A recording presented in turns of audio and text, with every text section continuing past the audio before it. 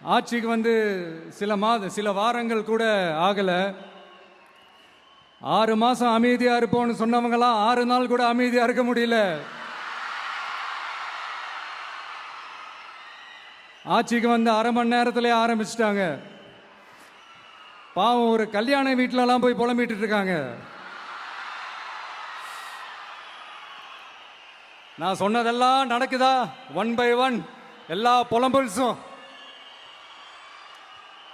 அது மாதிரி இத்தனை வருஷமா மாத்தி மாத்தி உங்களை ஏமாத்திக்கிட்டு இருந்த இந்த 2 பேரையும் வேண்டாம்னு சொல்லி ஒதுக்கிட்டு உங்களுக்காக உண்மையா உழைக்க வந்த உங்க விஜய, உங்க அண்ணனை, உங்க தம்பிய முதல் அமைச்சரா இல்ல முதல் சேவகனா ஆக்கியிருக்கிறீங்க. தலை வணங்கி ஒட்டுமொத்த தமிழக மக்களுக்கும் இந்த நேரத்தில் என்னுடைய நன்றியை தெரிவிச்சுக்கிறேன்.